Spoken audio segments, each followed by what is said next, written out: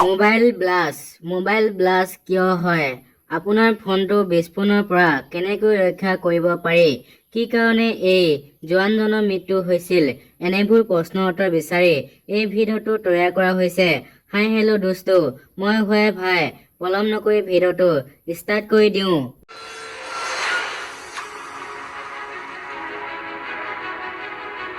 Mobile বিস্ফোৰণ।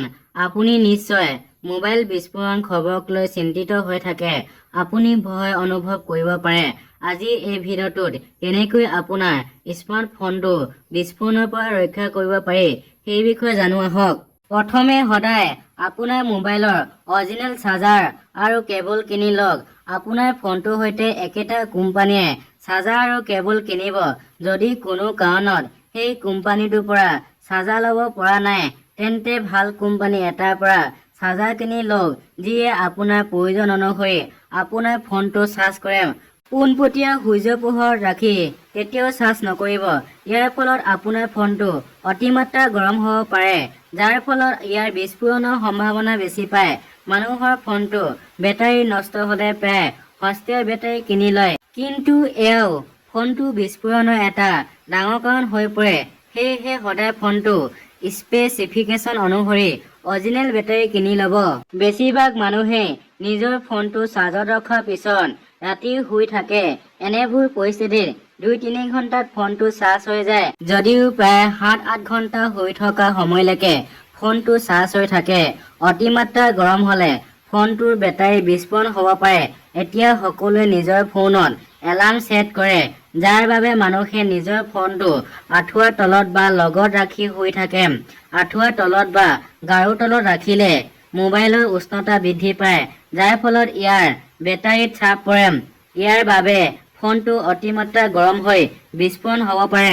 যদি কোনো কাৰণত আপোনাৰ মোবাইল গৰম হয়, তেন্তে তৎক্ষণাত ব্যৱহাৰ বন্ধ কৰিব লাগে আৰু ফোনটো সাধাৰণ উষ্ণতালৈ আহিলেহে ব্যৱহাৰ কৰক। ফোনটো চাৰ্জত ৰাখি মানুহে প্ৰায় কথা পাতে, কিন্তু এয়াও ফোনত বিস্ফোৰণৰ এটা ডাঙৰ কাৰণ হৈ পৰিব পাৰে, যাৰ বাবে এই জোৱানজনৰ মৃত্যু হ'ল। সৰু সৰু ভুলৰ বাবেই মানুহৰ জীৱন ধ্বংসৰ মূল কাৰণ হয়। গতিকে আপুনি আপোনাৰ এই সৰু সৰু ভুলবোৰ ত্যাগ কৰি নতুন চিন্তাধাৰা, সৎকৰ্মৰ যোগেদি মানৱতাৰ ধৰ্ম স্থাপন কৰোৱা হওক। চাৰ্জিঙৰ সময়ত ফোনটোৰ উষ্ণতা বৃদ্ধি পায়, যাৰ বাবে ফোনটো গৰম হৈ থাকে। এনে পৰিস্থিতিত চাৰ্জ হৈ থকা ফোনত কথা পাতিবলৈ কেতিয়াও কাণৰ ওচৰলৈ নিব নালাগে। আপুনি হয় চাৰ্জিং বন্ধ কৰি ফোনত কথা পাতিব পাৰে, আৰু যদি ই অতি গুৰুত্বপূৰ্ণ হয়, তেন্তে আপুনি বেটাৰী ইয়াৰবাড বা নেকবেণ্ড ব্যৱহাৰ কৰি কথা পাতিব পাৰে, কাৰণ ইয়াৰ দ্বাৰা আপুনি আপোনাৰ ফোনটোৰ পৰা আঁতৰত থাকিলেও কথা পাতিব পাৰে আৰু ই ইয়াতকৈ অধিক সুৰক্ষিত হ'ব পাৰে। উৎপাদনৰ দোষ।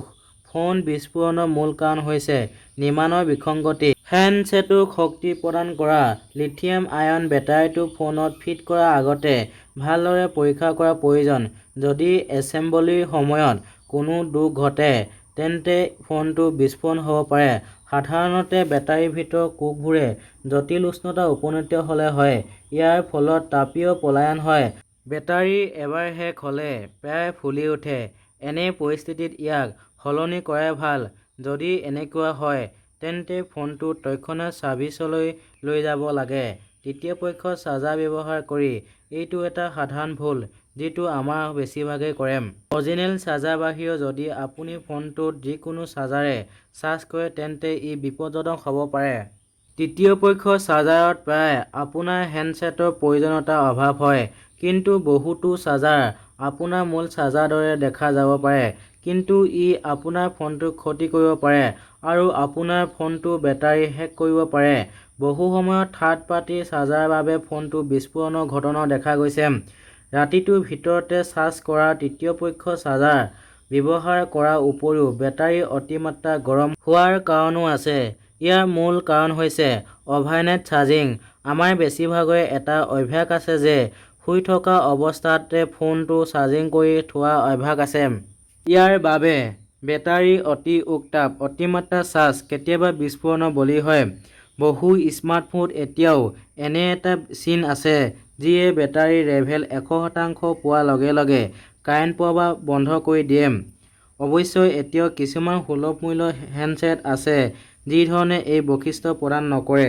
এনে পৰিস্থিতিত এনে স্মাৰ্টফোনটোক ৰাতিটোৰ ভিতৰতে চাৰ্জিং কৰি বিপদজনক বুলি প্ৰমাণিত হ'ব পাৰে।